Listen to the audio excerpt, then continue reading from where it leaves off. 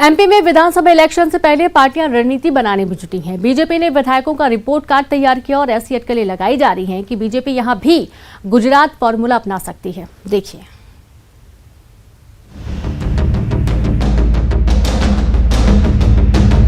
Madhya Pradesh BJP में अब 2023 की टिकटों को लेकर मंथन का दौर शुरू हो गया है कि आखिर किस आधार पर विधायकों को टिकट आवंटित किए जाएं, क्योंकि जिस तरीके से गुजरात में फॉर्मूला अपनाया गया है, कई नेता ये प्लान कर रहे हैं कि उस आधार पर ही टिकट मिले। क्योंकि 2018 के विधानसभा चुनाव में भी देखा था कि कई मंत्री और विधायकों को हार का सामना करना पड़ा था, जिसकी वजह से मध्य प्रदेश में सत्ता से बाहर बीजेपी हो गई थी। आखिर 2023 के लिए क्या है बीजेपी का एक्शन प्लान, देखिए इस खबर में। एमपी में बीजेपी मिशन 2023 की तैयारी में जुट गई है। प्रदेश की सत्ता पर 15 साल से काबिज बीजेपी का विजय रथ रोकने में 2018 में कांग्रेस कामयाब थी। हालांकि ये बात अलग है कि 15 महीने के बाद ही तख्ता पलट हुआ और वापस बीजेपी सत्ता में आ गई। लेकिन 2018 के परिणाम जो बीजेपी के लिए चौंकाने वाले थे, कई मंत्री और विधायकों को इसमें हार का सामना करना पड़ा था। और यही कारण है कि इस बार बीजेपी ने चुनाव से 1 साल पहले ही विधायकों का आंतरिक सर्वे करवाया है, जिसमें उनके कामकाज और जनता के प्रति व्यवहार को परखा गया है। गुजरात में चुनाव खत्म हो चुके हैं और ऐसे में पार्टी आलाकमान का फोकस अब एमपी, राजस्थान और छत्तीसगढ़ पर है। बीजेपी के केंद्रीय नेतृत्व ने एमपी बीजेपी से विधायकों का रिपोर्ट कार्ड मांगा है। बताया जा रहा है कि रिपोर्ट कार्ड में 70 से 80 विधायकों की स्थिति खराब है, जिनमें से 10-12 मंत्री भी शामिल हैं।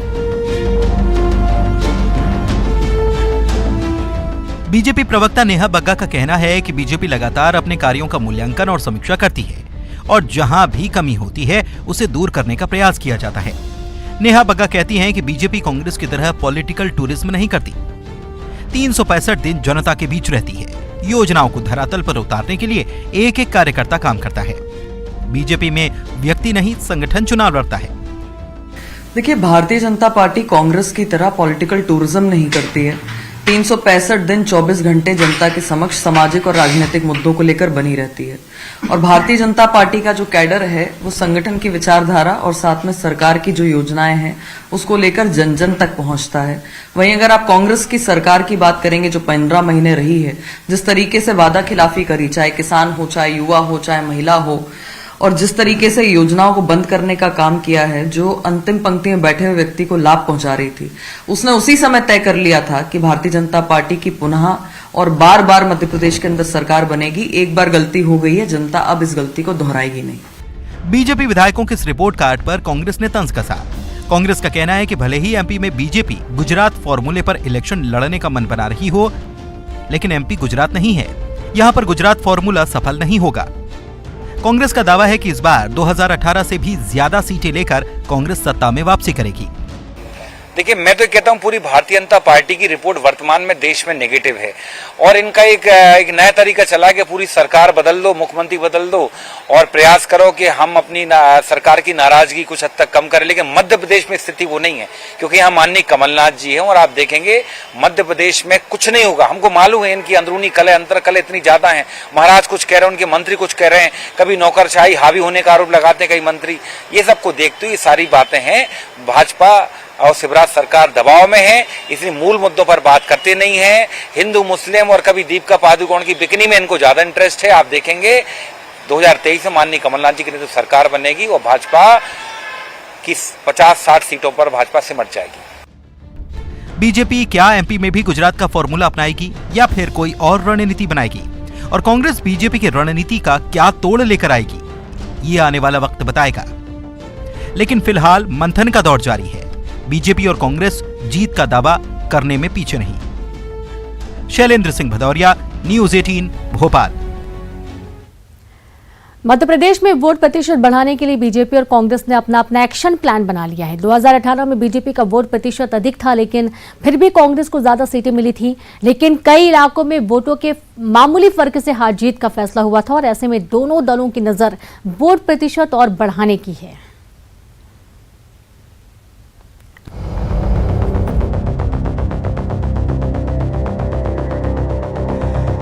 मध्य प्रदेश में अपना वोट प्रतिशत बढ़ाने के लिए अभी से कवायद तेज हो चुकी है। बीजेपी और कांग्रेस ने वोट का परसेंटेज बढ़ाने के लिए एक्शन प्लान बना रखा है। दरअसल कई राज्यों के चुनावों में यह देखा गया कि वोट प्रतिशत में मामूली अंतर से भी सीटों का बड़ा अंतर हो सकता है। गुजरात और हिमाचल के चुनाव में वोट प्रतिशत भी एक बड़ा फैक्टर रहा है। ऐसे में अब बीजेपी और कांग्रेस का प्लान मध्य प्रदेश में वोट शेयर बढ़ाने पर है, क्योंकि हम इस बात को जानते हैं कि लोगों में कहीं ना कहीं उत्साह और निरुत्साह वोटिंग को लेकर होता रहता है। आप जानते हैं कि जिस तरह से आज सबकी सहभागिता वोटिंग को लेकर होना चाहिए, उसमें कुछ ना कुछ कमी रह जाती है। उसमें केवल चुनाव आयोग काम करे ये जरूरी नहीं है, उसमें राजनीतिक दलों को भी आगे आना ही चाहिए। हमारे पास कहीं ना कहीं ऐसे बहुत अच्छे कार्यक्रम, ऐसे बहुत सारे प्रयास हैं जो भारतीय जनता पार्टी इस वर्ष में करने वाली है, जिसको लेकर हम लोग मतदान का प्रतिशत बढ़ाएंगे और कहीं ना कहीं इस माध्यम से हम उन वर्गों में और उन लोगों में जो सहभागिता अभी तक नहीं कर पाते उनमें पहुंचने का प्रयास करेंगे। 2018 में बीजेपी का वोट प्रतिशत 2013 की तुलना में कम था। इसका असर चुनावी नतीजों पर भी पड़ा था। ऐसे में बीजेपी ने इस बार वोट शेयर पर फोकस बढ़ा रखा है। बीजेपी ने पन्ना प्रभारियों की तैयारियों पर जोर दिया है, तो कांग्रेस 1 बूथ 5 यूथ अभियान से वोट प्रतिशत बढ़ाने की जुगत लगा रही है। लेकिन कांग्रेस का एक अलग दर्द भी है। पार्टी को डर है कि बीजेपी अगर चुनाव नहीं जीत रही होगी तो वोट शिफ्ट करवा देगी और कांग्रेस के वोटर्स को वोटिंग लिस्ट से हटवा देगी। कि अगर वो चुनाव नहीं जीत रहे होंगे तो वोटों को शिफ्ट कर देते हैं। अगर वो चुनाव नहीं जीत रहे होंगे, कांग्रेस समर्थित वोटों को जो है चुनाव सूची में से हटवा देते हैं। बीएलओ और ये सारे लोग किसके हैं?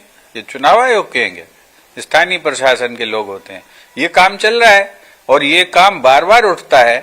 आप बताइए कि जो नगर निगम के चुनाव हुए, इन चुनावों में जो है लाखों मतदाता इधर के उधर हो गए और जैसे ही हल्ला उठा और जैसे ही जो है चुनाव आयुक्त ने भी हिदायत दी कि चुप रहो नहीं तो तुम ही निपटोगे। हालांकि दोनों दलों का कहना है कि उनका मकसद सिर्फ वोटिंग के लिए लोगों को जागरूक करना है, क्योंकि ये सिर्फ चुनाव आयोग की जिम्मेदारी नहीं बल्कि समाज और राजनीतिक दलों की भी जिम्मेदारी है।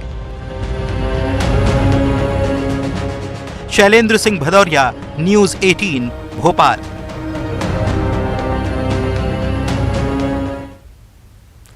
और इसी के साथ इस बुलेटिन में इतना ही। नमस्कार।